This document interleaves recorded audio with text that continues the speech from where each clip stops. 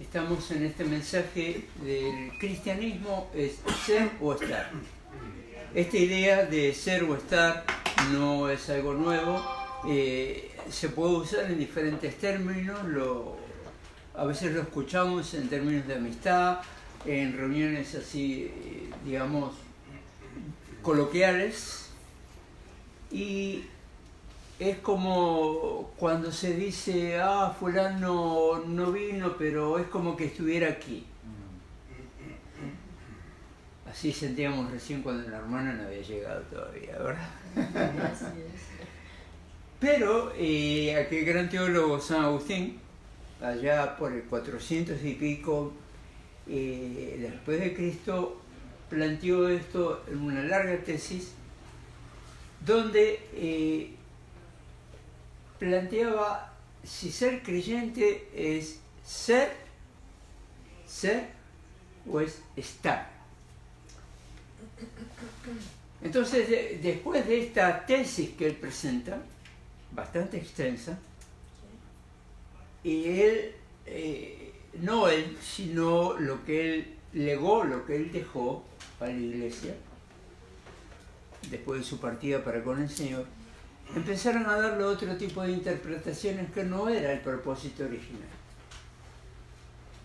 El propósito original era de que Agustín de Hipona, nos confronta a nosotros como creyentes, mira, o eres o estás. Pero la iglesia de ese entonces, evidentemente la única iglesia permitida en ese tiempo, era la iglesia romana. Estoy hablando de alrededor del año entre el 430 y el 470 aproximadamente, después de Cristo. Bajo ese dominio imperialista, o sea, del Imperio Romano, ya en ese proceso de convertirse en iglesia, unos 100 años antes. Esto ocurre unos 100 años antes de que el Imperio Romano se convierta en una iglesia universal.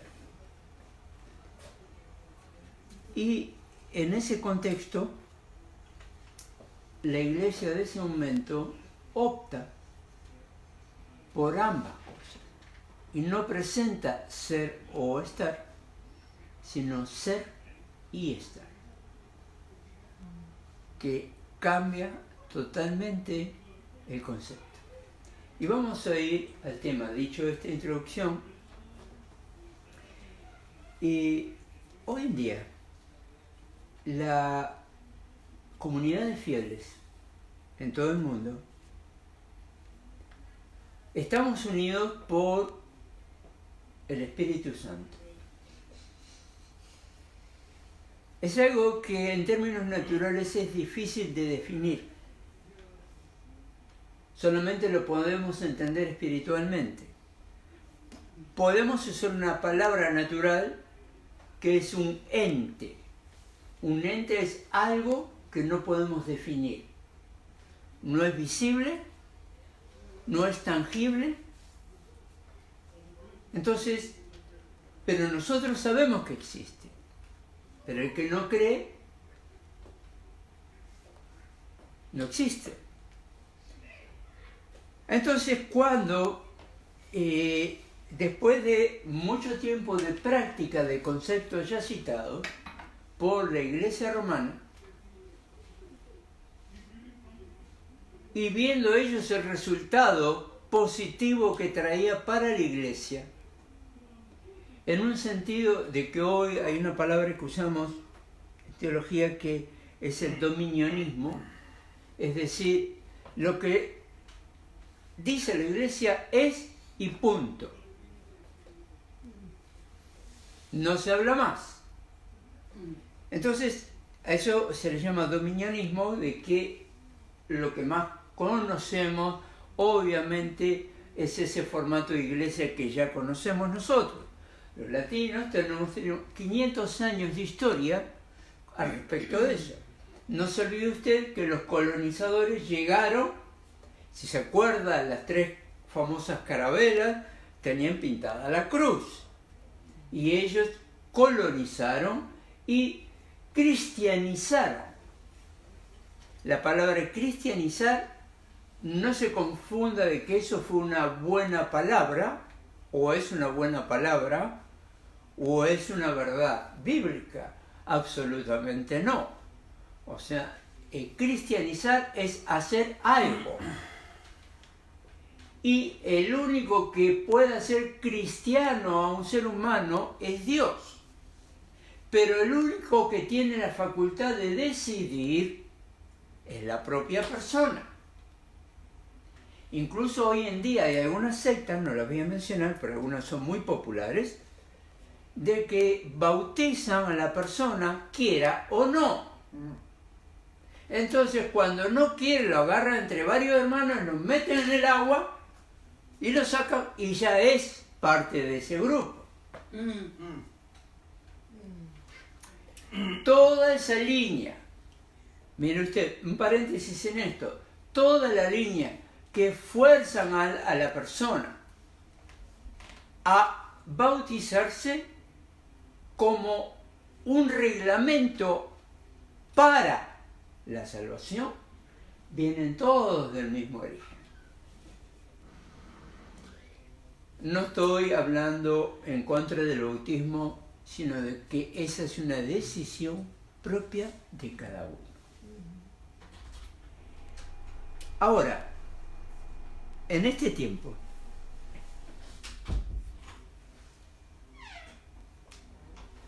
nosotros tenemos una herencia. Como creyentes tenemos la herencia de que al momento en que creímos, entramos a la iglesia. No estoy hablando del edificio. El edificio de la iglesia, según Efesios, es Cristo mismo. Efesios capítulo 2, versos 20 al 24, por ahí. Y la iglesia no es el edificio, es construido por hombres, sino de que la iglesia somos nosotros. Debemos de comprender también y tener en cuenta que la palabra iglesia, de nuestro español, proviene del griego que es eclesia y significa asamblea. En los tiempos bíblicos del Nuevo Testamento se daba la expresión de la asamblea de los santos. Ese era el término usado en ese tiempo. Hoy en día algunos lo seguimos usando cuando la ocasión lo permite. Es decir, los santos, no los que fueron fabricados de palo, yeso y demás, sino que no tienen nada de santo tampoco, sino que los santos lo significa, de hecho la palabra santo significa apartado. Es como cuando tú le das valor a algo, si bien le puedes dar valor a muchas cosas en tu vida, en tu persona, pero hay algo en particular que le da un poco más de valor o tal vez bastante más valor. Puede ser algo monetariamente valioso o puede ser algo valioso emocional o sentimentalmente. Tal vez una notita, una tarjeta, una carta, lo que fuese, y tú lo guardas como un tesoro. ¿Sí me explico? Entonces, cuando tú tienes ese valor, que es intangible, porque ¿qué es lo que vale en todo caso? Lo que tienes guardado en la caja, en el cajón, esa nota, esa carta, esa tarjeta, ese reloj, lo que fuese, o lo que representa para ti. Por ejemplo, con tantos incendios que ha habido, gente que ha perdido toda su historia familiar, por decirlo de alguna manera, todas sus pertenencias, más allá de lo básico para la vida, sino aquellas cosas que van formando o conformando la historia personal de cada persona. Pero digamos que el incendio se llevó todo. No quedó nada. Pero no quedó nada Es decir, tú no tienes recuerdos. Recuerda de cuando estabas de novia, cuando te casaste, cuando tuviste hijos, cuando los criaste, todo ese tipo de cosas. ¿Ya te olvidaste de todo después del incendio? ¿Verdad que no? Muy bien. La iglesia, como edificio, no tiene memoria, no tiene emociones, no tiene sentimiento, no tiene parte en nada. La iglesia física en términos edilicios, o sea, del edificio, no vale nada, aunque valga mucho obtener el edificio. Pero es que ese no es el valor. Cuando Cristo venga por su iglesia, no se va a llevar el edificio, sino este edificio, en el que hemos sido construidos. Y les recuerdo ya que en otro mensaje que hemos tratado de Génesis, cuando Dios hizo al hombre, cuando hace al hombre y cuando hace a la mujer, usa dos elementos, dos palabras diferentes. En el primero, en el varón, dice que hizo, formó. Y en la mujer, en el original, no dice hizo o formó, sino que dice edificó. Entonces ahí uno se... ¿De qué está hablando? ¿Cómo edificó? Porque es lo mismo, digamos, usted está construyendo una casa, lo que fuere, y tiene un montón de materiales ahí, la madera, el serrucho, la cal, la arena, todo eso está ahí. Esos son los materiales. Usted va a construir la casa con lo que va, toma y la construye, la edifica. Como la mujer fue tomada del varón, no la sacó directamente del polvo de la tierra. Ya estaba el material. Ya estaba el material. Entonces, cuando nosotros llegamos a Cristo, el material ya estaba. Fuimos hechos cristianos. O sea, nos convertimos. Ahora todas las cosas son hechas nuevas. Estoy dando los principios que tienen que ver con esto. Las cosas viejas pasaron. Ok, entonces no me voy a morir. Parte de ti sí. ¿Y cómo parte de mí sí? ¿Y cuál sí y cuál no? Pues tu cuerpo va a morir. Es lo que dice la Escritura. Todos moriremos. Pero también Pablo dice, no todos moriremos. Entonces, claro, para cuando Él venga, los que estén vivos serán arrebatados. La palabra griega es sarpazo. ¿Está hablando algo rápido? Sí. ¿Qué ocurre? No hay forma de medir ese tiempo. Va a ser, como lo dice Pablo, en un abrir y cerrar de ojos. No vas a tener tiempo ni siquiera de pensar qué pasó. Porque cuando eso ocurra, ya no vas a pensar en lo que pasó. Porque vas a estar en otra cosa. Entonces, hay una parte en nosotros que ha tenido acceso, por gracia, a la eternidad. Este cuerpito no es eterno.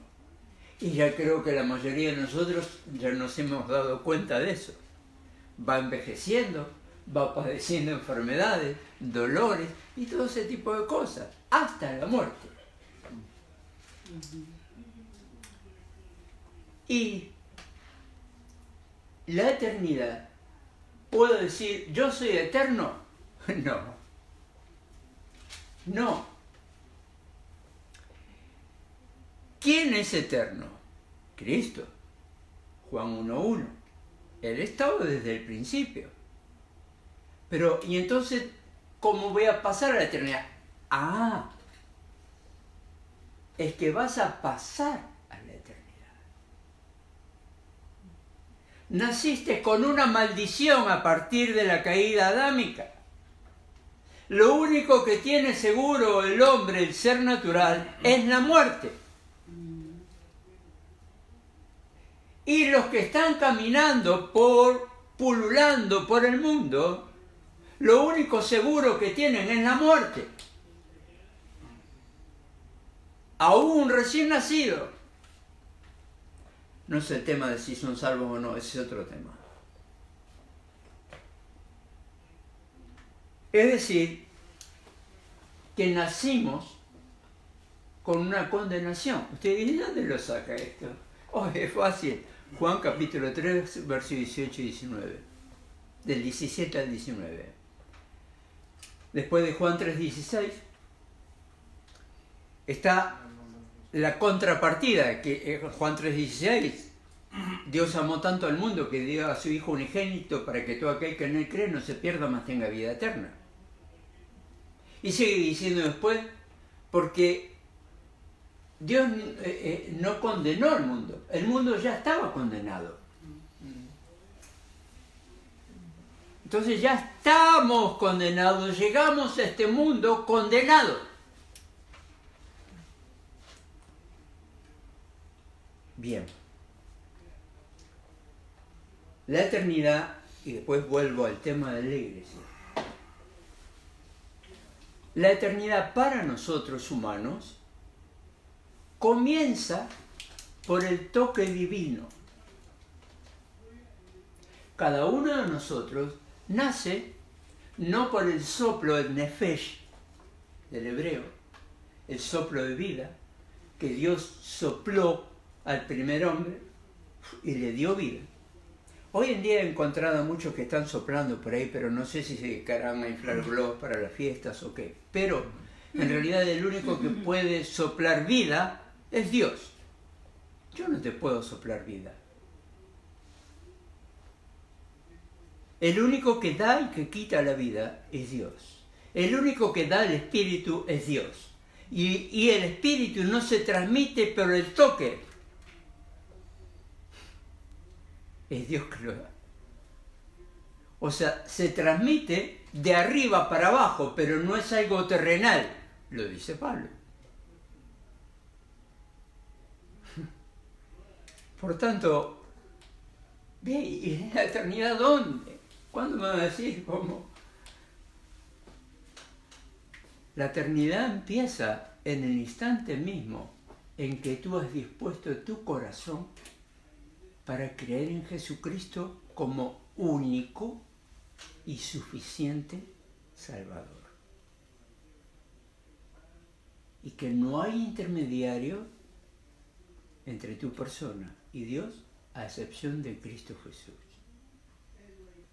Quiere decir que la iglesia como tal no salva.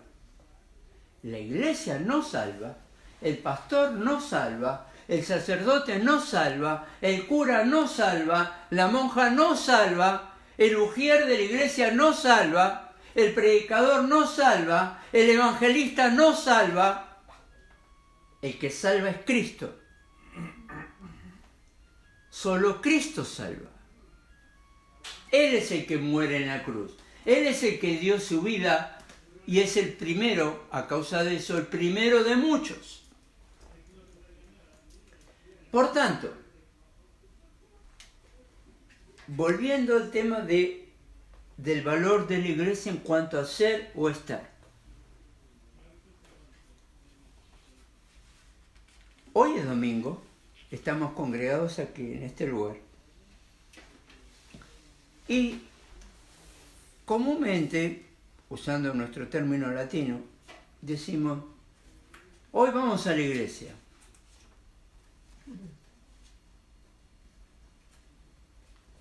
¿Vamos a la iglesia? ¿Vamos a la iglesia? Vamos al edificio. O sea, ¿realmente estás seguro que vamos a la iglesia? Y hasta todavía las corrientes modernas o modernistas, o como a veces llamado en ciertos medios, que uno a veces se mueve, estas corrientes filosóficas pseudo-cristianas, porque es una filosofía,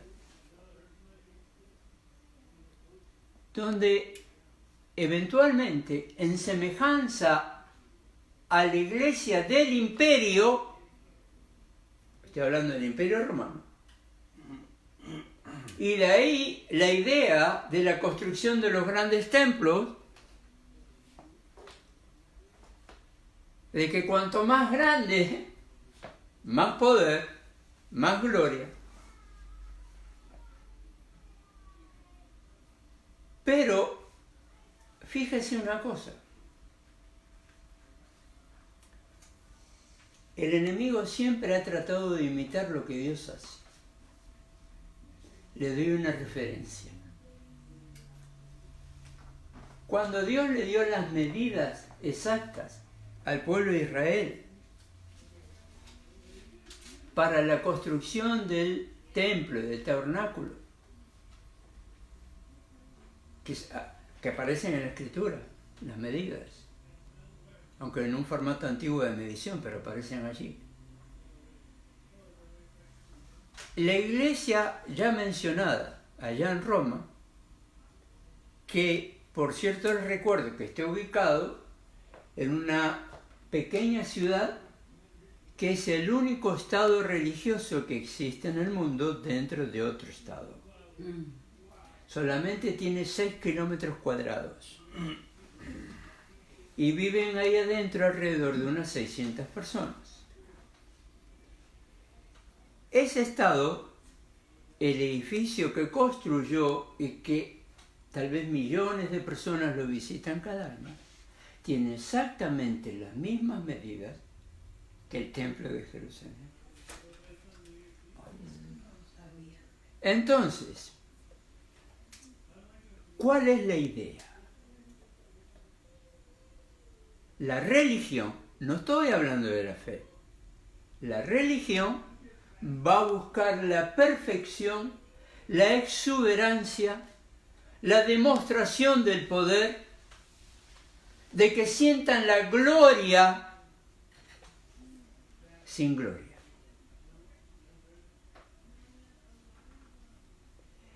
Y usted dirá, ¡qué bárbaro, qué disparate! ¿Cómo puede la gente creer eso? Hoy en día, cuanto más grande es el edificio de la iglesia, la gente más cree. Entonces, en esta nueva forma de pseudo-cristianismo, la gente sigue buscando religión. La palabra religión, usted dirá, ¿qué es lo que quiere decir con esto? Sigue buscando religión. ¿Está mal la religión? La religión como palabra, semánticamente hablando, es decir, el origen de la misma palabra, no es malo. Que viene del latín, como he dicho en otra ocasión, viene de religare, es decir, volver a unir. ¿Y volver a unir qué? Lo que se rompió. ¿Y qué es lo que se rompió? La comunión con Dios. ¿Acaso Adán y Eva no caminaban desnudos y no tenían vergüenza? ¿Acaso no hablaban ellos con Dios? Después de eso, Dios eligió cuándo y cómo hablar con los hombres. Pero eso se perdió.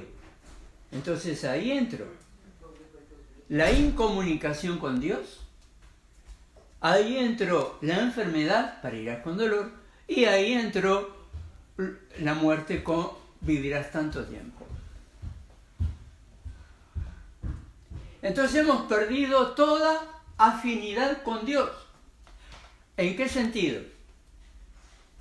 Dios puede oírnos a todos cuando tenemos comunión con Él. También Dios es consciente y sabe de tu propia necesidad.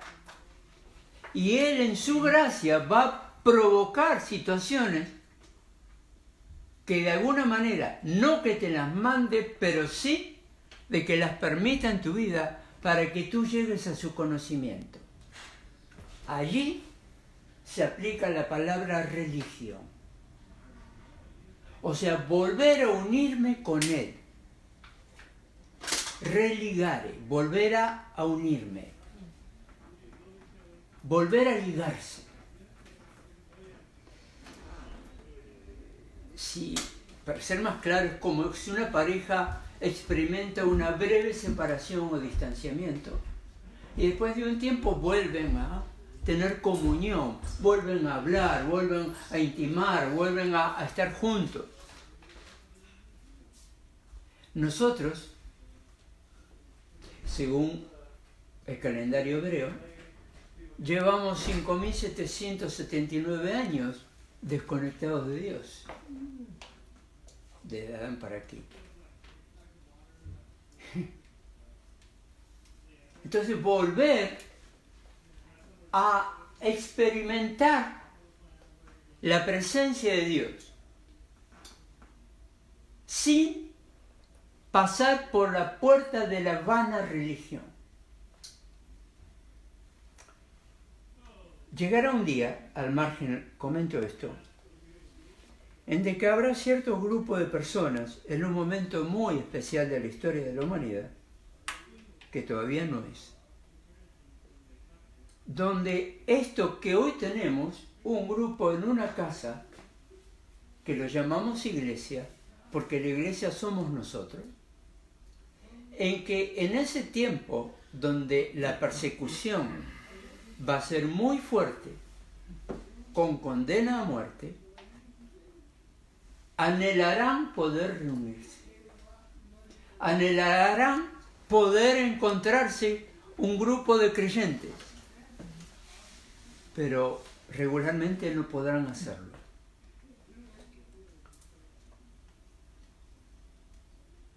Hoy tenemos la oportunidad, más lo que conocemos la Escritura y podemos discernir los tiempos sin poner fecha, sabemos que el Señor viene pronto. El Señor viene pronto y nosotros no podemos ser la iglesia dormida, la iglesia olvidada, la iglesia fracasada. Entonces, pero yo que necesito entender, pensará usted, necesito entender entonces, yo soy o debo estar.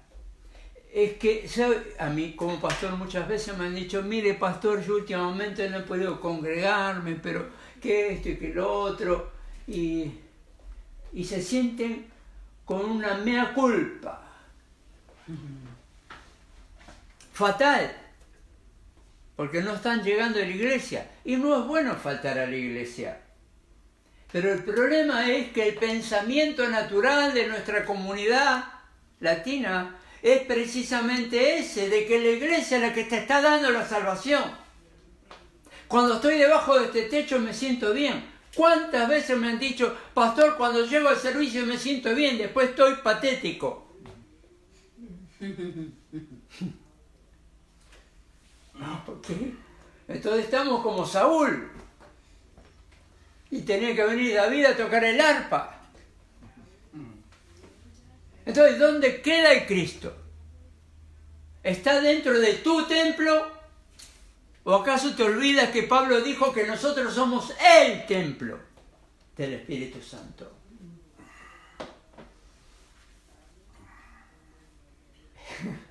Dentro de este templo es donde mora Dios. ¿Cómo podría apartarme de su presencia? ¿Cómo? Ignorándolo. Actuando religiosamente. Ser un religioso o religiosa. En el término malo, no el bueno. Por eso la palabra religión se puede usar para bien o para mal. El religioso se justifica siempre y de todas maneras posibles. Si es de la iglesia popular, pasa por la puerta y se persigna. Ya estoy bien. Si es de la iglesia casi cristiana, pasa al altar, oró y habló y se volvió. Y el domingo que viene de vuelta. Y el otro, y el otro, y el otro, y el otro, y el otro, y el otro, y así. Una vida así. Son como las baterías, las tienes que estar cargando cada rato.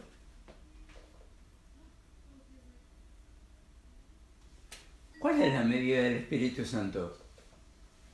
¿Cuál es la medida del Espíritu Santo para que me dure en los buenos y en los otros momentos? Es que no depende de Dios. A mí me dio poco. A usted le llenó mucho. ¿Cómo? No comprendo eso. O sea, no depende del tamaño de mis pulmones, que por cierto no estaban tan bien, ahora voy mejorando un poco, pero no hay.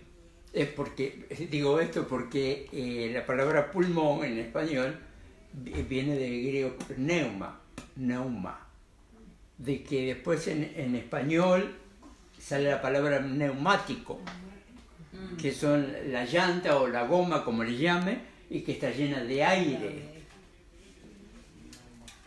Entonces, de hecho, si usted va al especialista de pulmón, es neumatología.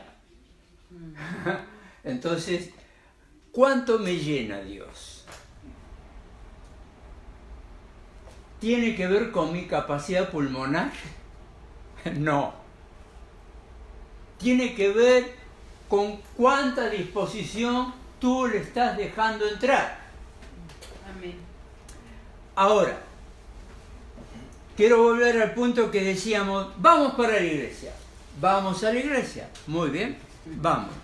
Y la iglesia, entonces cuando llego, pues entramos, saludamos a todos los hermanos, adoramos, estamos en la alabanza, escuchamos el mensaje, que no se pase de la hora porque si no me empiezo a poner nervioso y tengo otras cosas que hacer y qué sé yo, y que pin, que pan. Entonces estamos aptos para cierta cuota o cierta medida de lo que quiero recibir de Dios. Mira, ¿tú has ido a alguno de esos, supongo que sí, a alguno de esos restaurantes más bien de comida rápida, y te dicen cuál vaso usted quiere? ¿Tiene de 8, de 12 o 16 onzas? No sé.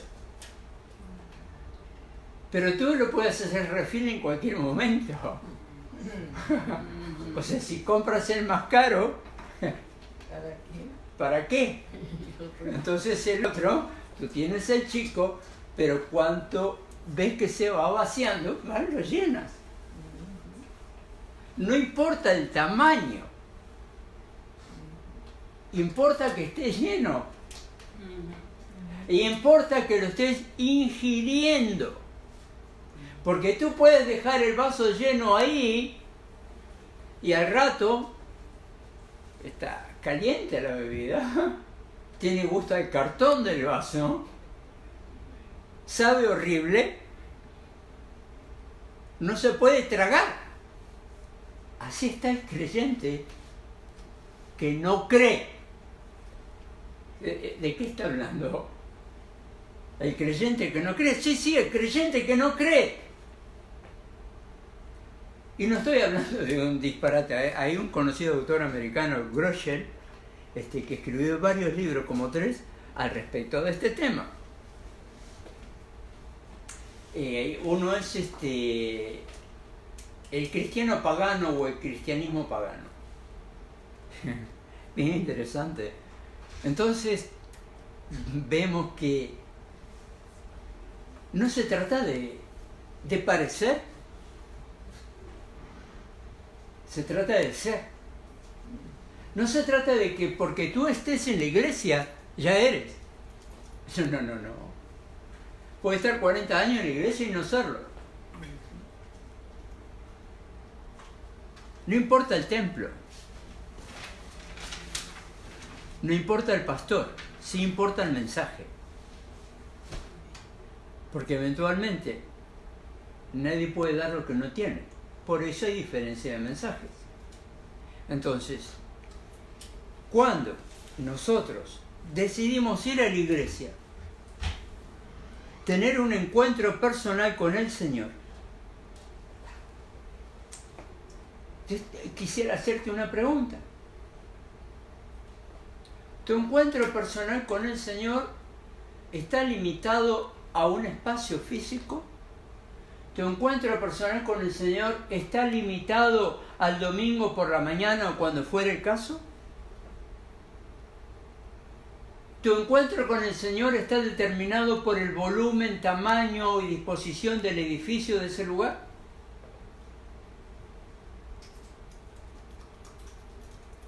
El Dios que yo conozco no está limitado por eso. El Dios que yo conozco no está limitado por el tiempo, no está limitado por el espacio, no está limitado por nada. Porque todo lo que es, por Él fue hecho. Pero los templos los hace el hombre. Ahora, hay un templo que lo hace Dios. Y ese templo es el que Él nos da cuando le recibimos y estamos realmente convencidos, totalmente, como diría alguien, totalmente persuadidos de que Dios es Dios, de que debo tratar con Él, de que le tengo que conocer, de que tengo que hablar íntimamente, pero vuelvo a decir, persuadidos. Como dijo aquel gobernante al apóstol Pablo, por poco me persuades, Pablo.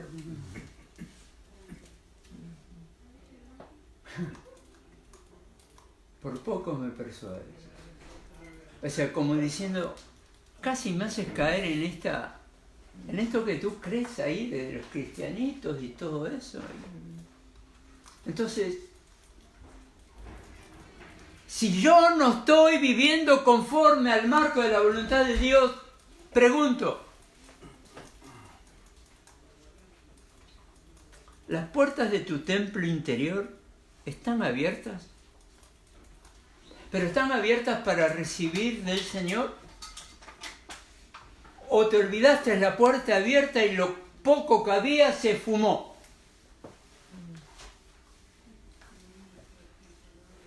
¿Tú piensas que puedes separar ese templo interior del resto de este templo físico de carne? Te recuerdo que en el libro de Apocalipsis el Señor trata al respecto de alguien, de los nicolaitas, de un tal Nicolás, un judío de origen griego, que tenía la falsa doctrina de la dualidad. Entonces decían, bueno, yo con el cuerpo, como decía en nicaragüense conocí, le doy rienda suelta al hilacha. O el término que tú quieras usar, usted me comprende. Entonces, total, decía Nicolás, el espíritu, cuando deje este cuerpo, se va con él. Lo que se contamina es el cuerpo, pensaba. El espíritu no, porque es espíritu.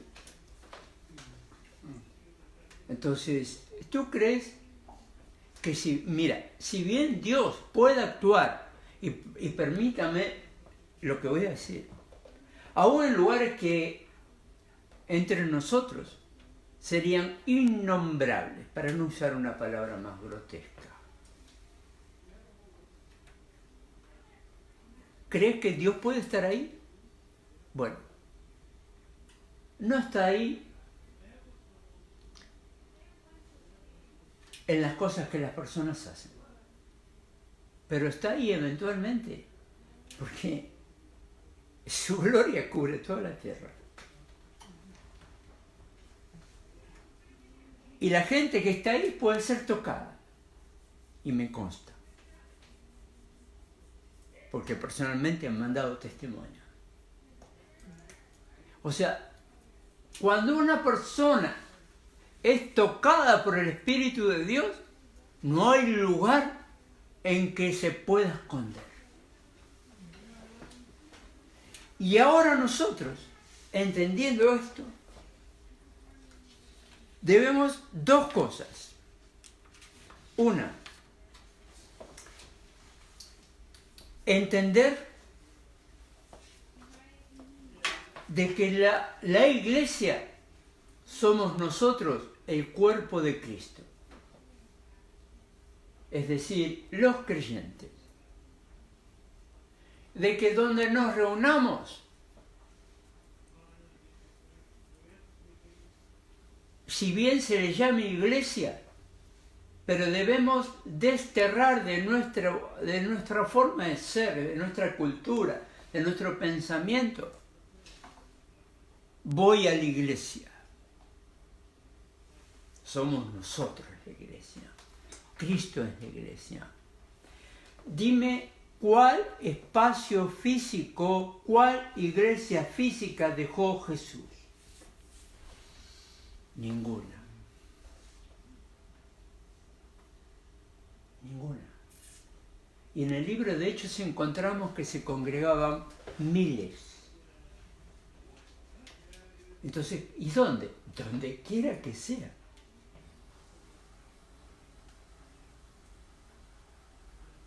Hoy durante la adoración estaba orando para que aquí donde nosotros nos reunimos sea lleno el lugar.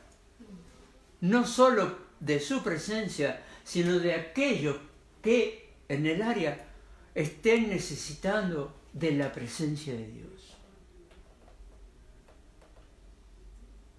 Es decir, de que sí necesitamos un lugar, sí, pero nosotros estamos sobre todo el lugar. Fuimos sellados con el Espíritu Santo de la promesa, Efesios 1, 13, 14. Nosotros fuimos sellados. No hay una iglesia sellada. Ni tampoco es la doctrina que te salva. Sean bautistas, pentecostales, wesleyanos, nazarenos, metodistas, da igual. Algunos pensarán, no puede ser. Se lo sostengo bíblicamente, Apocalipsis 18:4.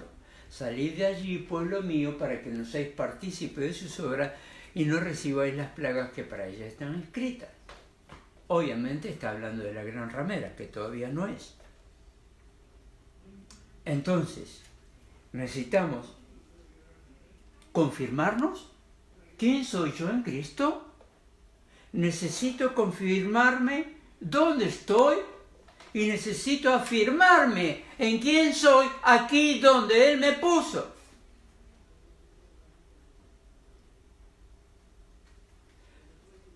Nosotros no podemos ser un mero espectador.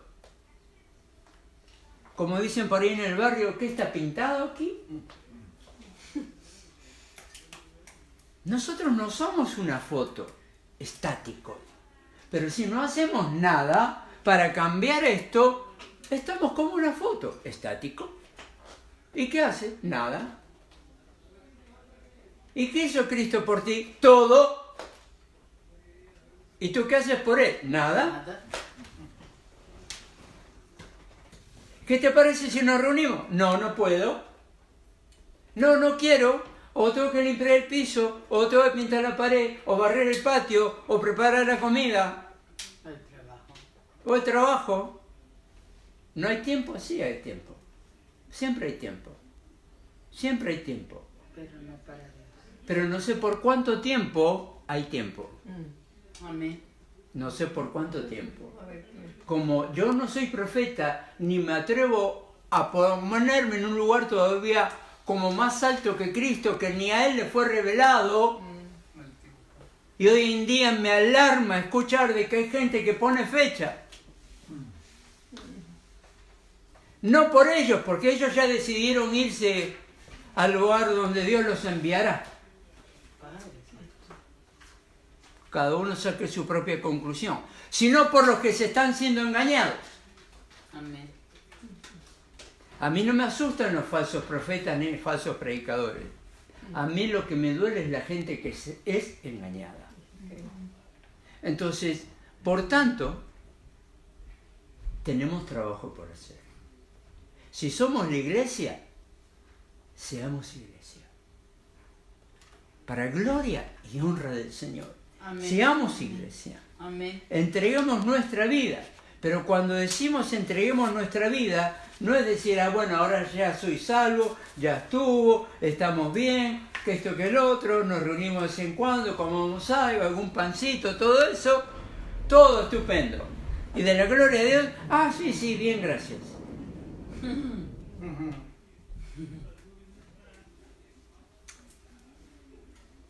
¿Qué haría Jesús?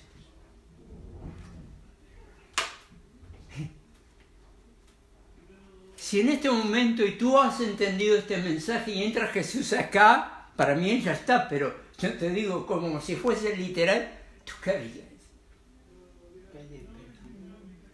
¿Qué harías?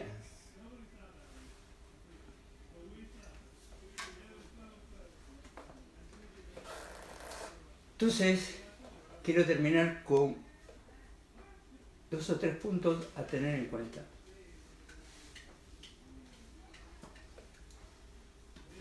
Debemos esforzarnos y trabajar juntos. Esfuérzate y sé valiente, dice Josué 1:9.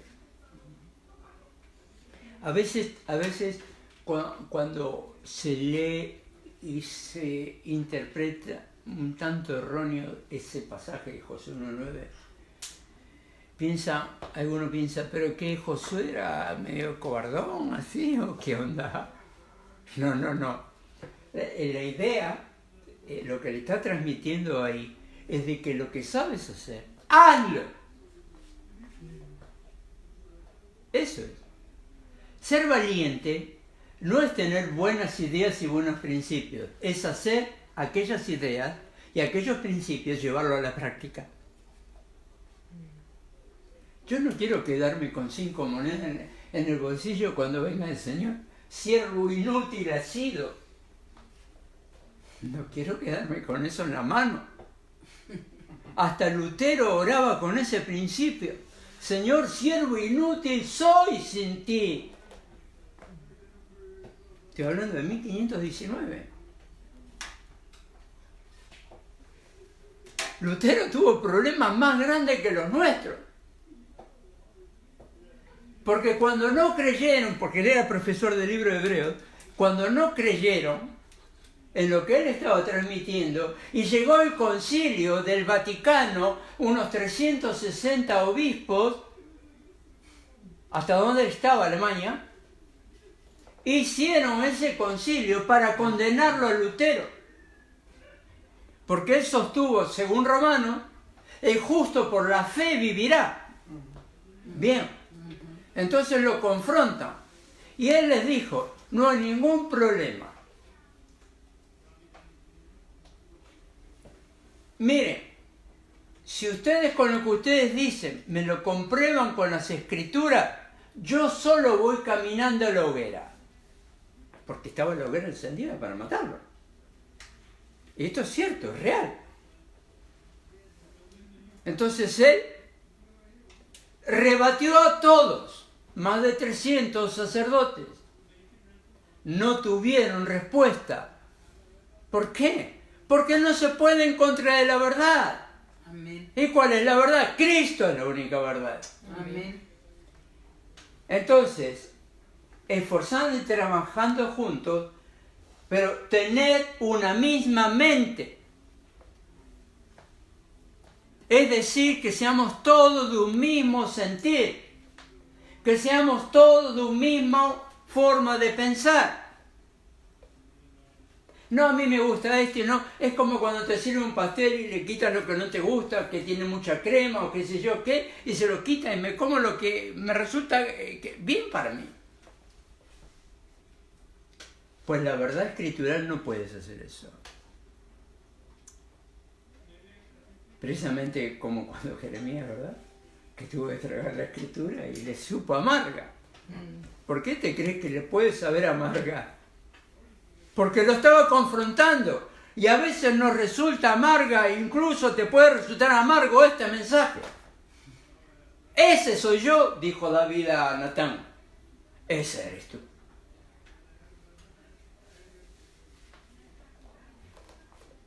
Tener el mismo amor los unos por los otros. Como diría Pedro, no con un amor fingido. Hermanito. De paso, bueno, yo sé que a veces es cultural, pero nunca uso diminutivo para los hermanos o hermanas, sino que los tomo, como dice la Escritura, mayor que uno mismo. Ni mucho menos usar el diminutivo para Dios.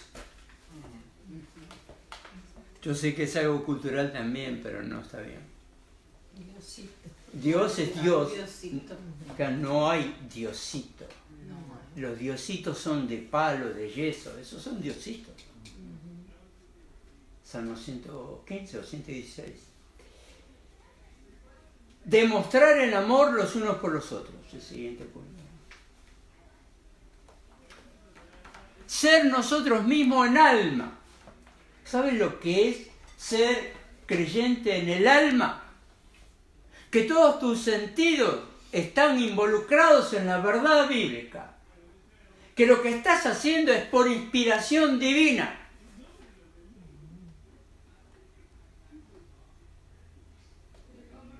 Y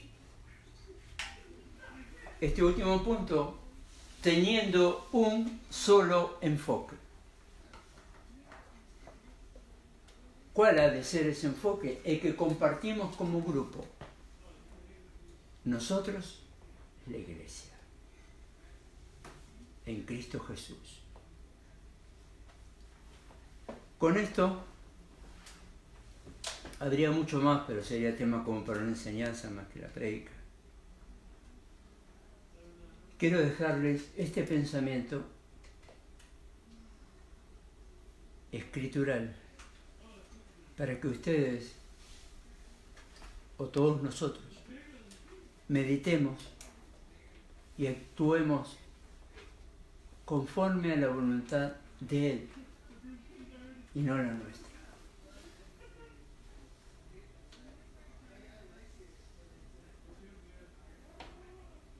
El Señor nos llamó para cada uno cumplir para lo que nos llamó. Si estoy aquí es porque Él me llamó y me puso. Si tú estás aquí es porque Dios te está llamando para Él. Y estamos aquí para glorificarle a Él. ¿Y de qué manera? ¿Con la adoración? Sí. ¿Con la oración? Sí. ¿Con prédica? Sí. Pero también con tu aporte. Y no estoy hablando de dinero, que también es necesario para poder seguir creciendo en la sociedad presente. Sino de tu aporte como creyente, de tu aporte como hombre, como mujer, como hijo o hija de Dios. De dar de ti sin mirar, sino dar. Más bien aventurado dar que recibir. Hoy tenemos la oportunidad de dar. No sabemos cuánto tiempo podremos dar. No sabemos cuándo Él nos va a llamar. O no sabemos cuándo podemos quedar imposibilitados de poder dar. ¿Qué cosa triste o amarga puede llegar a ser cuando una persona siempre, bueno, sí, mañana, pasado, la semana que viene, y pasa el tiempo y no se hace, y un día pasa algo que ya no puedes? ¿Qué hacemos?